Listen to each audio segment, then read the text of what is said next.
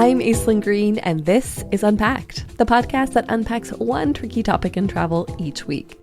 Welcome back, everyone. It is a fresh new year, and we have a fresh new season for you. We also have a new way for you to connect with us. You can now leave us a voicemail. Just click the link in the show notes and share whatever you want. Thoughts, questions, a city or destination that you'd like us to unpack.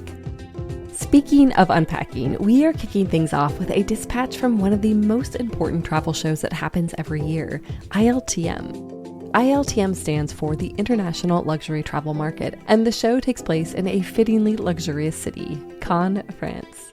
The conversations that happen there shape the way we travel for years to come. Conversations like the one you're about to hear.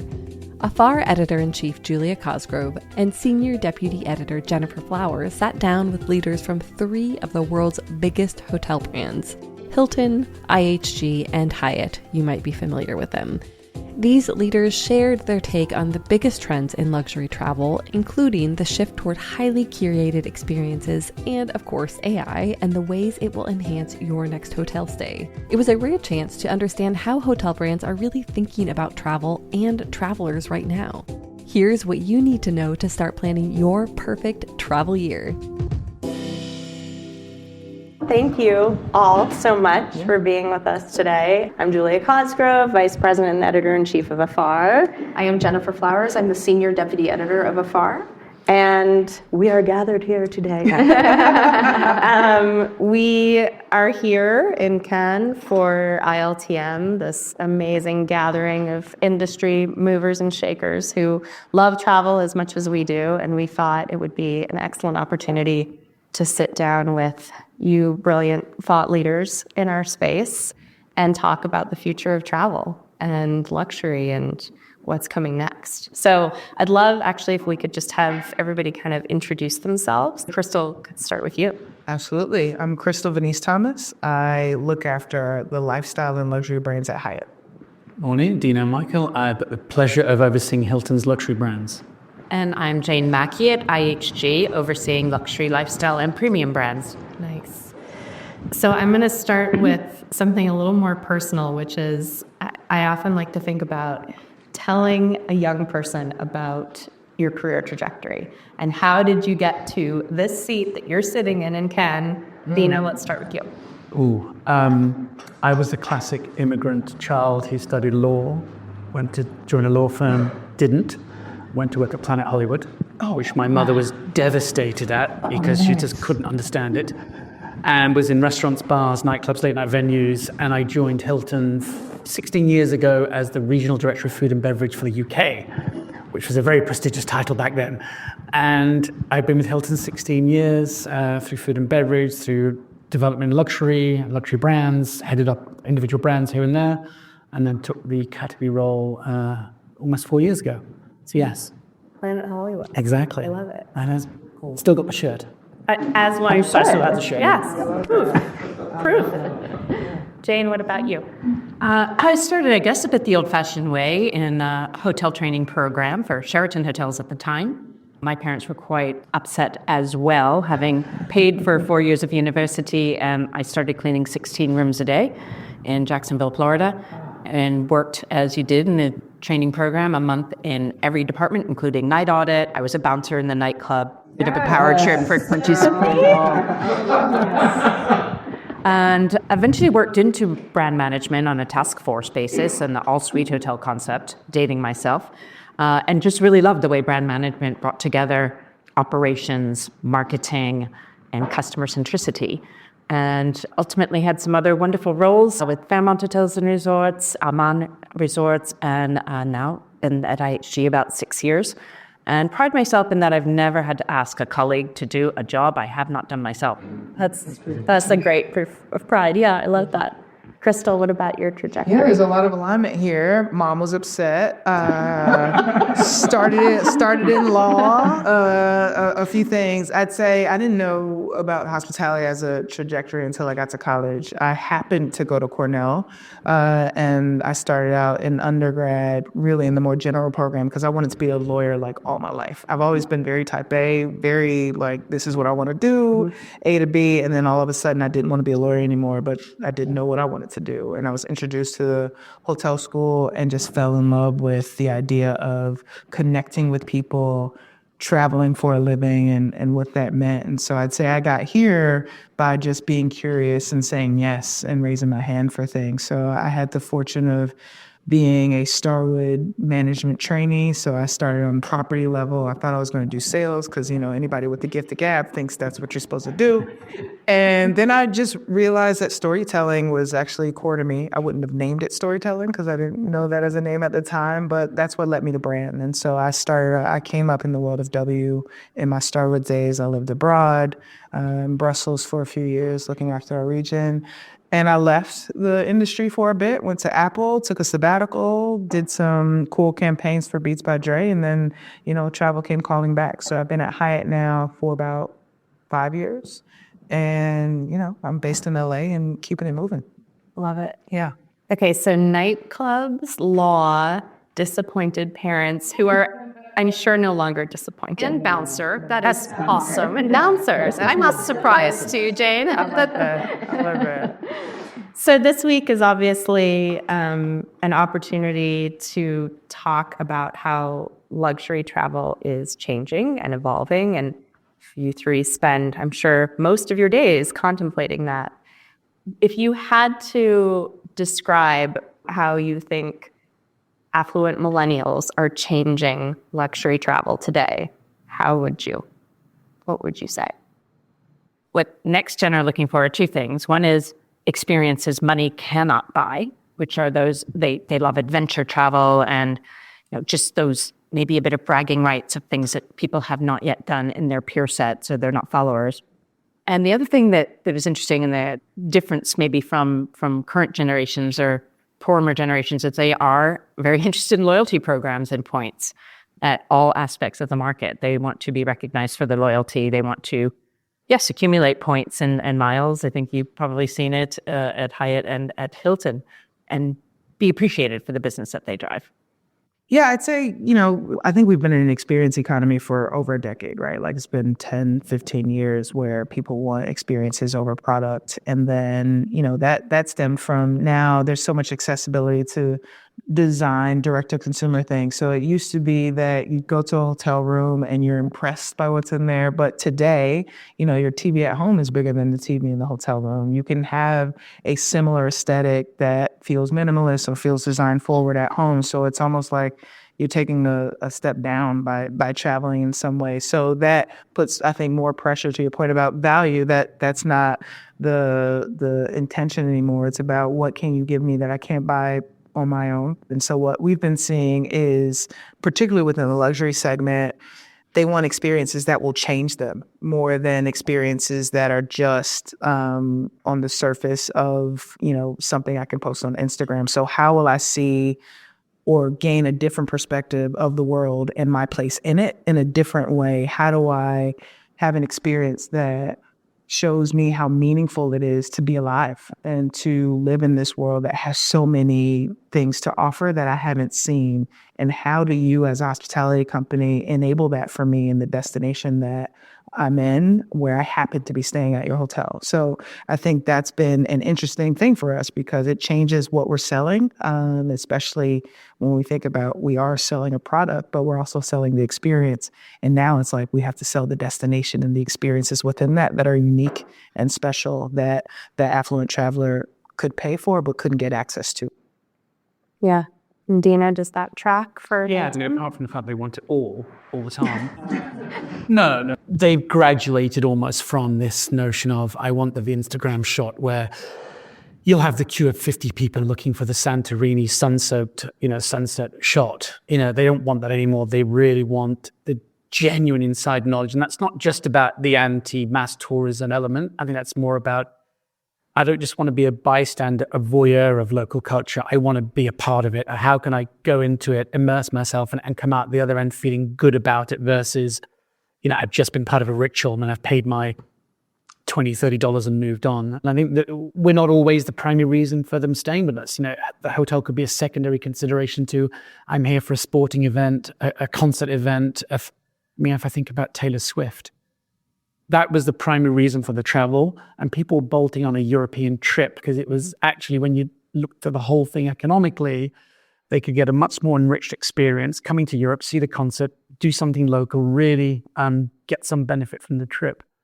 And I think the way they interact with us, I know we talk about AI and the digitization of our brands, but I think they do warm to the analog. They want the interaction. Yes, you'll communicate 90% of the time on text or WhatsApp or WeChat, the messaging platforms, but they do want the personal interaction. They're happy to sit down with us and listen to our teams, and they want the true insider knowledge. Yeah, that was another insight we had too, like the shift from personalization to customization. Like, it used to be enough that you knew my name and you knew my preferences. Now I want to participate. Like, I want to be able to customize my experience with the person, and like, let's have a dialogue about crafting that together.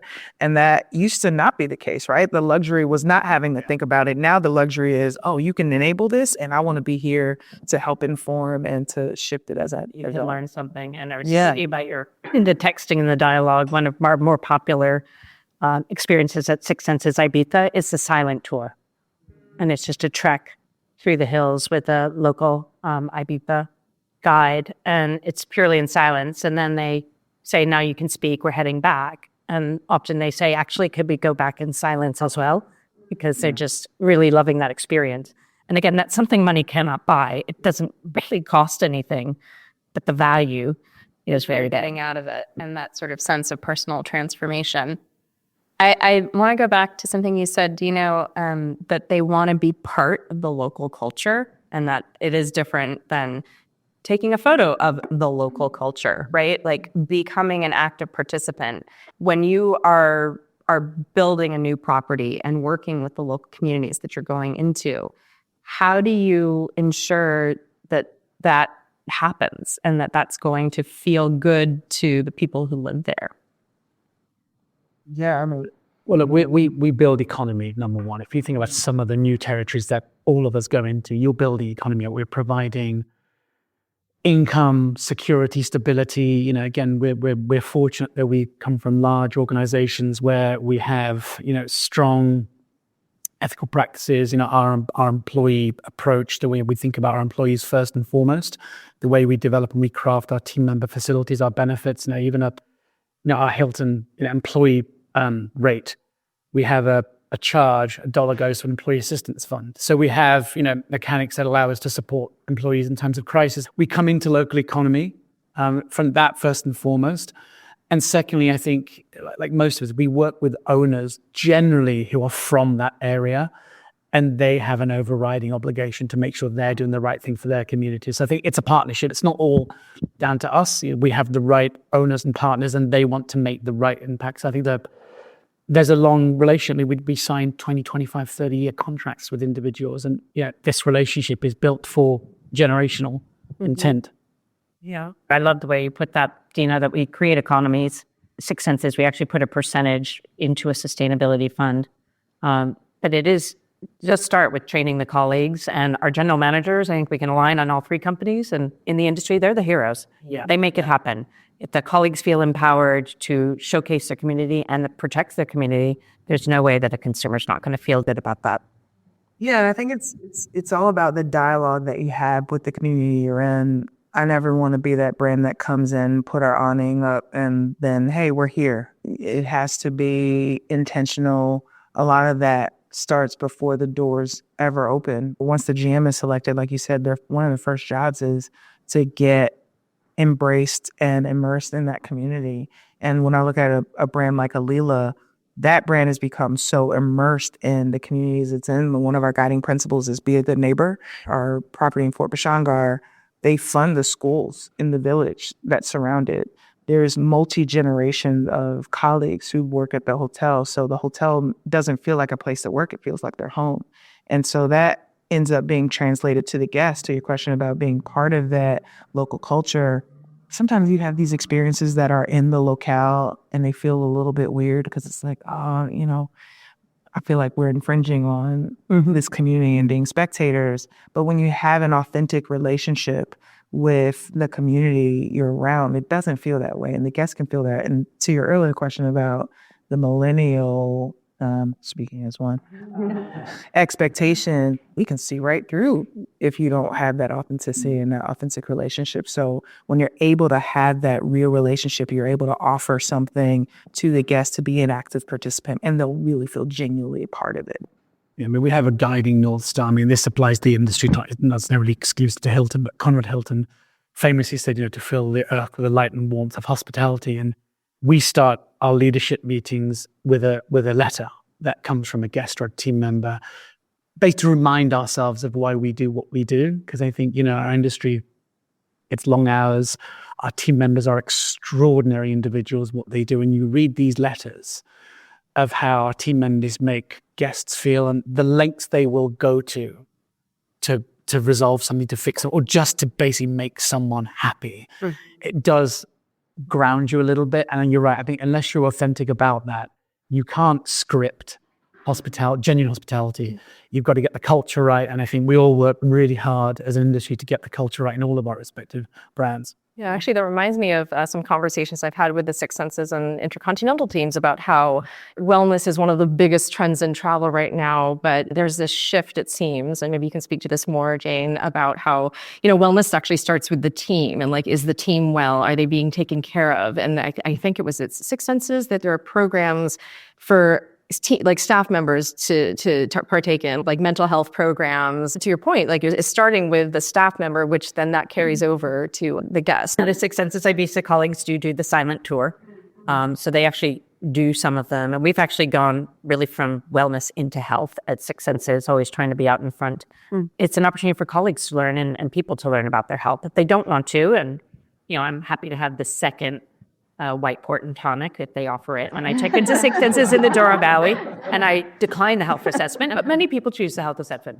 But we really moved into women's health will be a big focus for us next year, and really having some of those conversations that 5 years ago nobody wanted to have, never mind in a luxury hotel brand. So I think it's really forcing our colleagues to become more in touch with themselves and giving options to guests that may choose to do something a little bit more than the 50-minute Swedish massage or use a gym. Yeah, well-being is core to Hyatt's purpose. From the beginning, Hyatt, we care for people so they can be their best. You hear it and you're like, that sounds a little, but it's so real, and it starts with the colleagues. And so any opportunity we have to ensure that our colleagues are well, as you said, because if they're not, how can they service our guests in a meaningful way? And again, the guests will see right through it, right? And so things like Headspace is one collaboration we have that we offer in our hotels, but every Hyatt colleague gets it as complimentary, and it helped get me back to sleep last night with this jet lag. So I'm grateful for it every day, but there's different programs and things like that, similar to what we're all saying in terms of just ensuring that the well-being of our colleagues is top of mind. I think we have to start there before we do anything else. I want to shift to sustainability and ethical travel, which is very much part and parcel of what we do at Afar. First, I'm going to just ask, do your guests, of which there are many, I know it's saying your guests is a lot of people, do they care about sustainability? Let's start there. Yeah. I mean, it's interesting. I was just having this conversation with some industry colleagues last night that sustainability, sometimes when they hear that, because now it's been so, not to use the word transactional again, but it feels like kind of like authenticity is a buzzword. Sustainability became that. Transformational. Yeah. All of these words, I think they're turned off when they hear it. But if you are just talking about the essence of what you're doing, be a good neighbor, give back, environmental consciousness, I think that is top of mind. And when we've done campaigns and brand lift studies, one of the first questions they ask when they're being asked about brands is, what is their, philosophy on environment, sustainability, and things like that. And the world we live in now, it's hard to escape and ignore. And so we'd be crazy not to. And our guests are definitely holding us more accountable than they have before. I mean, now it's no, if you don't have the full size amenities in the bathroom, that's a problem. And it used to be the other way around where it's like, oh, I don't want to use something that somebody else has used. And even in luxury hotels now where you're saying it's okay to have water filtration systems on the hallways and guests are asking for things like that, even at the luxury level that, you used to only see in maybe select service, you're seeing things expected to be more sustainably conscious in your operations. And is that coming from the customer? If they weren't already very conscious of it, if they're employed, their companies have also trained them to be very sustainably minded. So we all deal in the B2B sector as well. In the major corporations, it's part of our annual RFP. And we have to provide very detailed reports on our sustainability initiatives, our environmental footprints. That traverses all of our company in the industry. So consumers, if they're not already feeling that way, they're hearing it from the company they work for, which is ultimately paying for the trip somehow, some way through income or reimbursement. And then they do expect to see that payoff and then I really learned about it by working for a sustainably minded company about what do I need to be doing at home? How do I need to be thinking about the way I travel? At our scale, at our respective scale and sizes, you can't take a brand by brand approach because if one brand's doing more than the other, the question will, well, why aren't the other brands doing it? So I think there's an umbrella effect across our enterprises where Hilton has to be seen to be, taking the lead as an enterprise versus individual brand. And I think the more you talk about it, it almost diminishes it in some ways because the guest is expecting it at your scale, at your size. Why are you trying to convince you when you should be doing this anyway? You should be responsible across the board.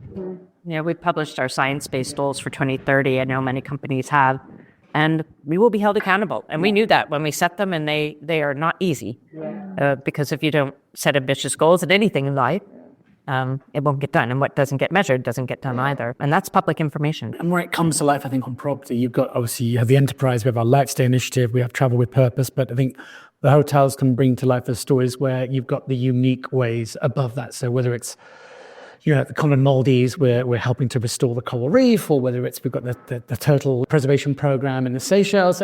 You can highlight through individual properties, but I think the overarching message has to come from the company. And are there industries outside of travel that you look to? I mean, the automotive is probably not the best, but I think they've had the most progress in the experimentation and the test and learns with the rise of EV everywhere. And then I live in LA, so I live in a world where there are driverless cars. It comes to mind because even when you think of Uber Eats and these, food service delivery that have things, riding on the sidewalks and eliminating people driving to deliver foods in a certain distance around you. So I think there's a lot in transportation that is being done well, or at least they have a lot of experimentation on how they can, decrease fuel and the impact on the environment. Yeah, I think when you think, again, back to 20 years ago, right? The idea of an electric car wouldn't feel like that's sci-fi. That's not for me. And now it's unusual to find one that's not at least a hybrid. But I think also, people that were early influencers like Stella McCartney, and she made sustainable fashion beautiful, stunning, and distinctive, and wearing it like a badge. And it's a very approachable price point as well. So just sort of embracing not just, and if you read her website, and she does some really advanced things in sustainability, but also makes it inclusive in terms of her price point, and that spreads her influence even further.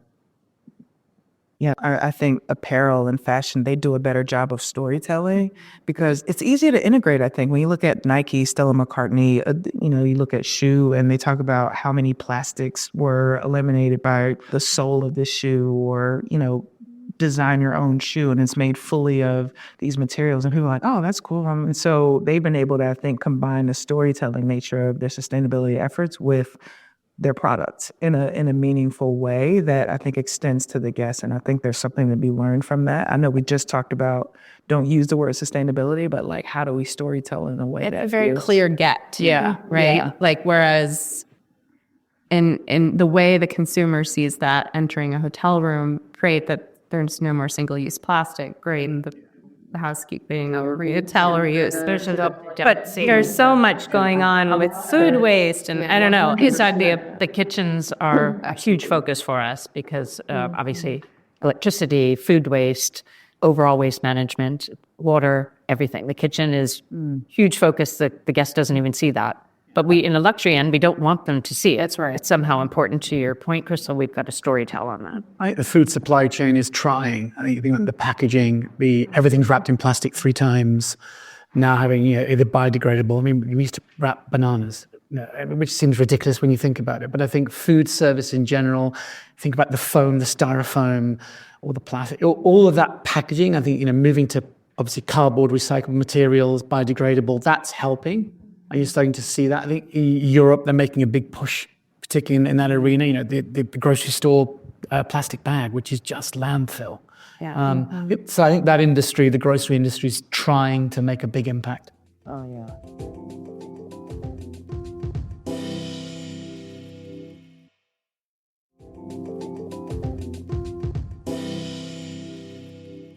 What about AI? Everyone's favorite or least favorite topic right now. How are you approaching it? Challenge, threat, tool? I think it's to be embraced. Look, we're always going to live in luxury with the analog and the digital. And I think those two can live very well together side by side. And I think the digital side of it, or the AI side of it, comes with removing tension, friction, whether it's, when it's like you're halfway through getting dressed and someone knocks on the door. It's probably the most frustrating thing you can have in a luxury hotel room. If tech can help that, or predictability when housekeeping should enter a room, when not, if we can help take the major pre-planning through AI on a trip. And then the analog part comes in when you get to a hotel, and we talked about you sit down with someone and you refine that trip, you refine the experience. So I think the two should sit comfortably side by side. And I think in luxury, we're always going to have the touch, the analog, the bespoke, the personalization.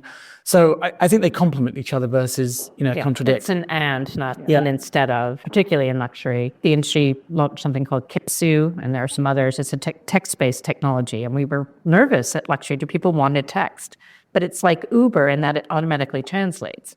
You're not dealing with a language barrier. So usually you'll get a message, a text, if you've opted in as a guest when you get to your room, and it'll say, do you need anything else? And you can reply in English or whatever. And, the extra hangers or whatever it is you may have requested, up it comes. And you're not dealing with language, or maybe you prefer text, or maybe you prefer the phone call. But it's just giving people more options. I think we talked about personalization, right? AI is the ultimate, conduit to that. Once it gets to, it's a learning model, right? So as it continues to learn your travel behaviors, it becomes a great complement for us to cater to your preferences and your intentions. And so as we use that as a complement, I think it only enhances the guest experience even before you arrive to us. So the way we're using it on the back, and we've been using this for years already, but the advances that have been made have enabled us to use it even in a deeper way. So when you go to the website and you want to play golf, that's already giving us a number of things that AI can just take and show you what destinations, or if you know your destination, show you the best golf courses and also the experiences, and then the best restaurant to eat based on your preferences, because we know you're allergic to seafood. So that kind of complementing service, I think, is what's exciting to me, specifically within luxury, our ability to better personalize your experience with that. It's sort of different entry points that can bring you along the journey as you're making your decision. Yeah, thinking a lot about what you were saying, Jane, earlier about loyalty and the hotel space, and how that personalization moment, points aren't going to get loyalty, but that personalization is. And I'm so curious to know how your loyalty programs are evolving to meet this next generation of travelers. Are they the same as they were 10 years ago? Are you approaching them in a different way? The big change we made was the element of choice. With each stay, you could choose which extra amenity you want. Maybe in this one you want the extra points, or the next one you may want free breakfast. And we don't just automatically, that's your profile, Crystal, and we're going to give you the same thing every time. So giving that flexibility and element of choice. Yeah, same here. The customization part is really important. And to take it a step further, World of Hyatt, again, that is grounded by care And what we realize with our loyalty members is they care about the people around them as well, especially like the road warrior who is away from home and maybe wants to extend their status to somebody else. And they never get to use it outside of business. So if my mom is traveling and I'm a globalist, I can extend my globalist benefit to her. Then they love that ability to be able to, okay, well, I'm not going to use this benefit that you're giving me because I'm traveling so much and I'm expensing most of my things. So the points and the free nights I can't use, but now I can use it in a different way. I think a big part of it is also just recognition. It's as simple as just thank you for staying with us again. And I've seen the impact if you just say, oh, welcome back. We haven't seen you since 2022. Even that small acknowledgement of when they were last in that individual property just is worth its weight in gold. And I think that's the key of unlocking, kind of loyalty, is really making them feel as though they belong. It's that sense of belonging. That probably trend has never changed. You join because you want to feel like you're part of something and you're recognized for that. And I think, look, AI will help us get those preferences, even more ingrained. I mean, it'd be great if, I know what side of the bed you sleep on. That's turned down, that's the side just those moments of surprise and delight we talk about over and over again. Again, as the world's changing, making sure we've got the right pronouns. If you've got same-sex couples traveling, you traditionally go into a resort, you might have a his and hers hat versus having a his and his or hers and hers. And just, that level of granularity, I think, is where loyalty is really going to come into, and that's how you're going to get people to come back, because they feel, and I think what this generation want, do you understand me? Do you see me? Do you hear me? I think if they feel seen, that is massive. And that's, I think, where the loyalty inputs and CRM are really going to help us take it to the next level. And let's face it, they also want the upgrade. They want some of the tangibles as well. And that loyalty will make them feel it. Even to your point, if they're recognized at arrival, they will anticipate they're having a better experience than if they weren't loyal to you. And we know that there's some that are loyal to all three of us. We welcome them all.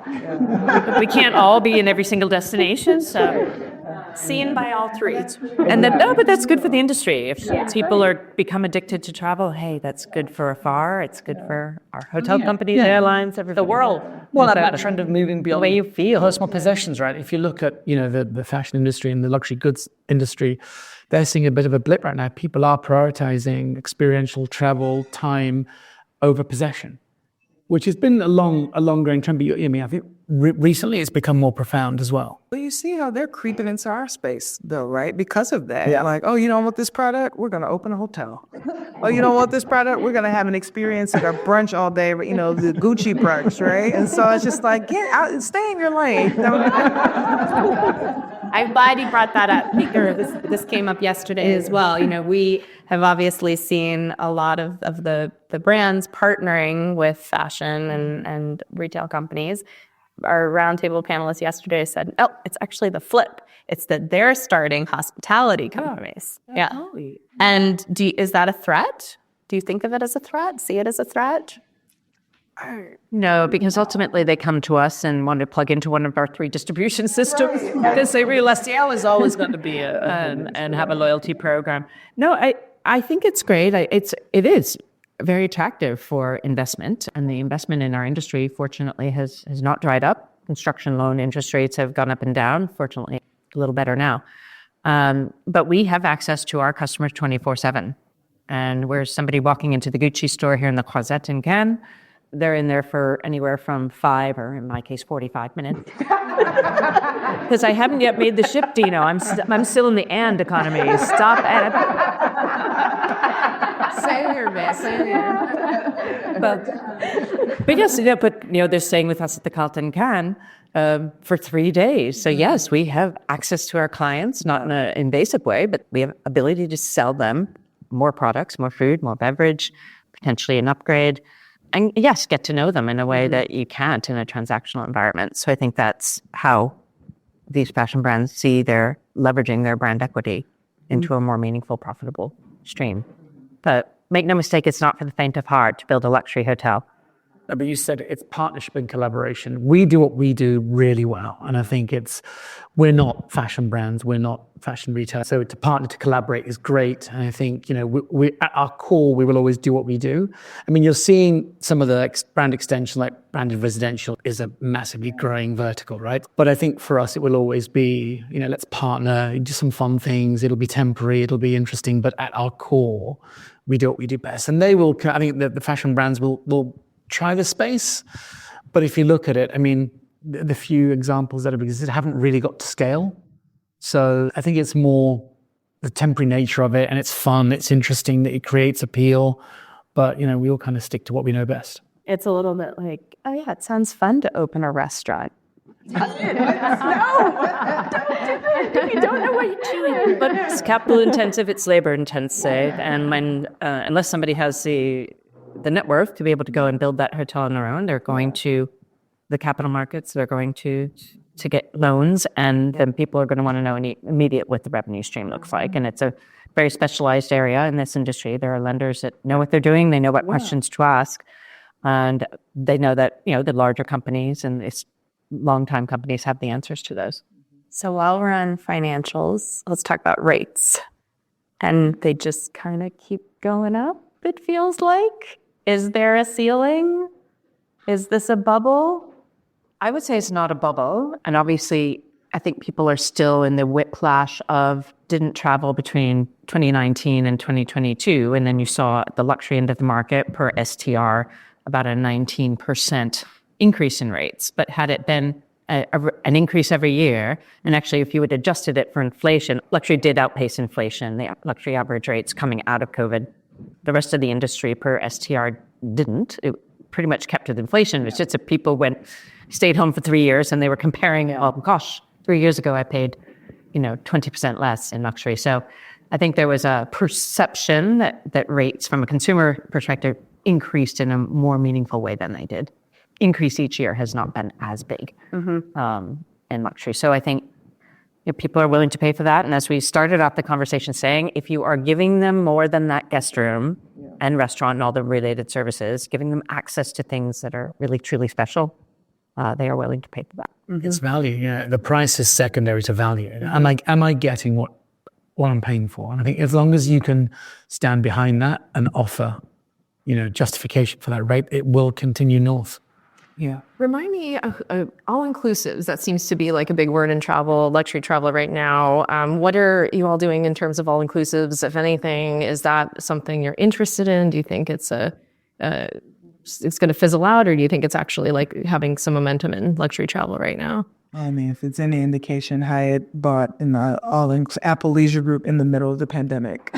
So I certainly think that's something we're, primed to see continued growth within that segment and the continued expansion into luxury. I mean, it used to not have the most positive sentiment when you hear all-inclusive, but now, and I think some luxury brands have started it with like property by property. So you have one property that's conducive to that where they have an all-inclusive package, but maybe they don't promote it because they don't want to have that association. But you're seeing a lot more openness to that. The way we're seeing it is less about the price of it and more about the convenience of it, right? So it's like, I'm having a luxury experience. I don't want to have to pull out my credit card. I don't want to have to see a bill.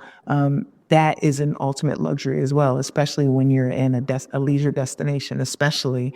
You might be with family, you might be with friends, and you don't want to have to deal with that type of transactional nature of the experience. So I think that's still continuing to build, and people are having a better appreciation for the product that's available within that segment. Yeah, it's really popular in full service. In luxury, you're right. There's individual properties dipping into it. And there is a little bit of confusion around terminology. I mean, all-inclusive can mean meal plan. It can be dinner, bed and breakfast and lunch. I think the alcohol, is what sometimes has the negative reputation. But if you look at some of the trends, a lot more people are sober. Not through any kind of recovery, but they just are choosing to just remove alcohol from their diet. So that's not becoming as important as perhaps it once was. And I think there is this negative sentiment around all-inclusive because of that. You just have this impression, unjustified in a lot of cases, that you walk into basically a party zone, right, permanently. But no, it's growing in popularity. It's becoming more sophisticated. I think there's still limited markets where you can do that today, but we are seeing it grow. Yeah. No, there is demand. We chose to partner with the Iberostar to have an all-inclusive offering, and they know how to do this. They do it really, really well. There's different technology platforms required to be able to book it seamlessly. We need to know how many adults, how many children, ages of the children, and then it enables a more personalized experience, but also that's how it gets priced. So we chose to partner with a longtime family that does this really, really well. We have dipped into it as discussed on a property-by-property basis. We signed our first Kimpton, all-inclusive, and the Riviera Maya. And that whole market tends to have, at least to Dina's point, some kind of an all-inclusive offering. So sometimes it's market-driven versus brand or category. Yeah. But again, it's changing. Like when I think of what we're doing with a brand like Impression by Secrets, which is partnering with like world-renowned global class chefs to come and bring chef dinners and experiences, that's not something you would think about in all-inclusive back in the day. And so it's interesting to see how that's continuing to shift. And I'm curious about the collaborations and continued partnerships we'll see in that space across the industry. Chefs you just mentioned is I don't know, I've been reading various things that sort of the pinnacle of the chef is over. Is it over? You know, that sort of obsession with I need to eat at this restaurant because it's helmed by the chef. I don't think you could apply that as a general. It depends what market you're in. There are some markets that still really, really want the star chef and the big name, and there are other markets where, like we've just signed Chef Michael Anthony for the Waldorf New York, and he's a local New Yorker, and that was absolutely right for New York. So it depends where you. I don't think you can apply that globally. And it depends on the chef. Yeah. Well, we just flew in Michael Mina, so I'm going to say yes, just in case he's listening. He'll be cooking at the Carlton tonight, and he's doing the restaurant at Regent Santa Monica. No, I think they, like our general managers, they are heroes. It is a really difficult job. And even when we do kids events, if we bring out one of the chefs from the line and the chef whites, kids just love to see a chef. It is a skill. And even I have two friends doing midlife career changes and going to culinary school right now. Cool. So it's something, food is passion. And those chefs who have actually been able to make it a career and become celebrity chefs, I say chapeau, hats off to them. Yeah, and I think content is queen these days. And so when you're getting access to celebrities in general, more than you ever had before, it's also inviting folks to take this kind of behind the scenes look at, to your point about fascinations with chefs and just how you get there. And with Thompson, that's been a big part of our ethos, is the culinary partnerships that we have with some of the best chefs in the world. And we did a bit of a test and learn this year where we just launched a chef series featuring the stories of three of our chefs, Chef Dulo Lated in Thompson, Denver, Enrique Rivera in the Cape, and up-and-coming chef we had in our newest Thompson, Palm Springs. The twist we took on it was we're not going to go to the market and then go to the kitchen and show you how, we picked out greens and cooked it. We're telling you their stories and how they got to where they are, because a lot of people are fascinated by the idea of being a chef but don't know what it took to get there. And so when you see a chef like Chef Ludo say, I worked 40 years before I was, even made it, it's like, wow, but what influenced you? Oh, my grandma. I never tasted jalapeno until I went to LA, and what an interesting spice, And so it's just like, wait, I had kimchi, and it was just incredible. And so it just bringing down the barrier to like what makes these people human, because they seem very superhuman. I think connecting with guests in a different way, I think they'll still follow that. So maybe it's no longer the star chef who's sort of up here in the ivory tower of chefing. It's more, how do you inspire a kid who's coming in by telling them the story of how I got here. It's appreciation of the craft. The popularity of the bear. That program. If you've ever worked, we've all worked in the hospitality of restaurants. That's quite triggering. You look at the anxiety of like that service. That, oh my God, that's that really bad shift I had, and then you look at the reward at the end of it, and the family. And I think the story of his rise, and you're right, it's the how did you get there, and the real appreciation of the craft in itself versus the fame around the dish. It's great because we need more people to come into culinary. it's a really hard part of our business to recruit for. And the more we can make that, appealing. Yeah, absolutely, yeah. Interesting. When you see some of these celebrity chefs from Nobusan, Michael Mina, Theo Randleman, the thing they love best is being in the kitchen. Yeah, absolutely. Yeah. Yes, they made a lot of money on TV, but they love being in the kitchen. To your point, Tina, showing the joy And doing what they do best. Yes. Yeah. Well, Jen, you asked sort of a summing up question yesterday. Yeah, we wanted to take a look at the next 5 years for your groups and your individual brands as well. If there's one thing that you are really excited about in the next year or two in terms of an opening, something you're launching, something that you really think speaks to what is happening at some of your key luxury brands. I may have the easiest one to guess. It's opening. New York. We opened the water store in New York after an 8-year restoration. I mean, I can't wait. I've been involved in that from day one when we obviously turned off with our kind of guests and business partners and important clients in the ballroom. We kind of turned off the chandeliers and watched everybody walk out with stuff. And to watch that over 8 years completely transform from over 1,400 bedrooms to a mixed-use residential hotel. And that comes back in the spring, and I think it's probably the most important opening about our company's history. I think our CEOs, can't wait to get it open. We feel a big obligation to New Yorkers. I've had so many emails and letters saying, "Don't you guys mess this up? Yeah. Don't you ruin it?" That's real. It is very real, and it holds such an important place in the psyche of New York. And I think they've seen other restorations maybe get handled differently, but I'm confident everyone will be happy when it reopens. I was there 2 weeks ago. Now all the internal scaffolding's down. You can see the detail and all the craftsmanship and the moldings that were hand done on property. And we had a studio built in the lobby for all the artisans to work. Seeing that, I think, will be a bit of a crowning achievement for a lot of people in our organization. I just had like a Renaissance painting studio in my head as all those different artisans are. Yeah, literally they're lying on their backs, restoring the friezes and the paintings, and they're taking off, years of, I guess, just the buildup of dust and grime. And you take down drapes, oh, I didn't know that column and that marble was there. And, the gold leaf and the silver leaf. And it's magical. And to be in that building when there's nobody else in it is also quite surreal. Yeah. That's really cool.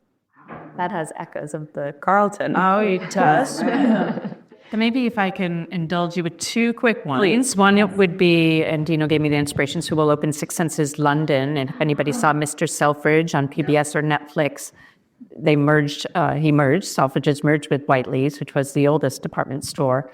So that's been historic preservation and adaptive reuse and a neighborhood transformation in Bayswater. So that will open in about 7 or 8 months. If you let me into the Waldorf, I will let you come to Six Senses London. We'll let you. Well, you'll probably be staying at Kensington Palace, so you just walk up the road. And then the other thing I'm excited about, it's always fun to open something new, but I'm just so excited about the future of the Intercontinental brand. We've just done a whole transformation of the brand differentiators, the culture, the service, and it was launched by the founder of Pan Am, and one of the two companies still exists, which is Intercontinental. So just seeing the transformation, and we have just over 200 open, but we have 100 in the pipeline, and just seeing how that brand will continue to open up new territories as it did starting in 1946. Yeah. Wow.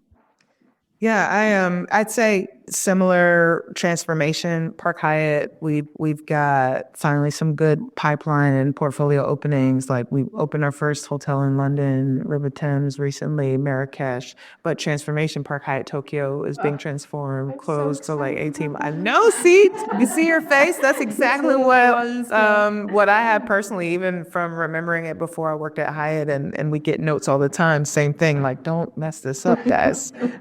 So really excited to bring that icon back to the forefront, and we'll be going through a transformation with that brand next year. And then Alila, man, I'm really excited about. It's one of those, brands that not as many people know about it, but when you know about it, boy, do you know. And so there's so much opportunity. We have a renewed focus on that brand that expanded.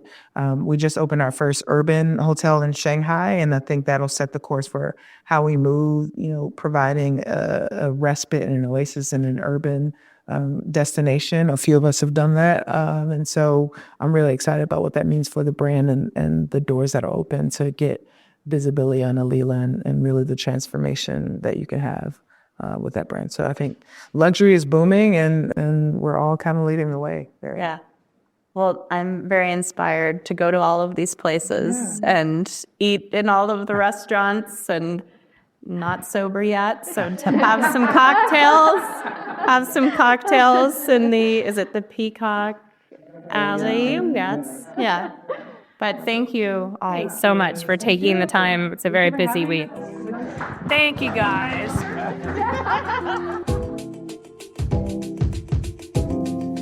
Thank you, everyone, for joining our very first episode of 2025. We've linked to the people and the resources from this conversation in the show notes, and please check back with afar.com on February 13th for our Plan Your Travel Year series, where we provide the tools so that you can set yourself up for travel success in this new year. Next week, we'll be back with an episode about tombstone tourism, which is not as spooky as it seems. People think of a haunted cemetery, and while definitely there are haunted cemeteries, which could be, another whole podcast in itself, I think the aspect that I really appreciate now as I've gotten older is the historical and the cultural aspect that cemeteries and graveyards offer. They really offer a different way and a much more personal way, I think, to experience a place, seeing where its citizens, its residents, the people who live there, seeing where their final resting places. That to me, it just feels like a much more personal way to experience a new destination. Ready for more unpacking? Visit afar.com and be sure to follow us on Instagram and TikTok. We're at Afar Media. If you enjoyed today's exploration, I hope you'll come back for more great stories. Subscribing always makes that easy, and be sure to rate and review the show on your favorite podcast platforms. It helps other travelers find it. And if you want to ask a question or suggest a topic for coverage, you can leave us a voicemail at the link in the show notes or email us at unpacked@afar.com. This has been Unpacked, a production of Afar Media. The podcast is produced by Aislinn Green and Nikki Galteland. Music composition by Chris Cullen. And remember, the travel world is complicated. We're here to help you unpack it.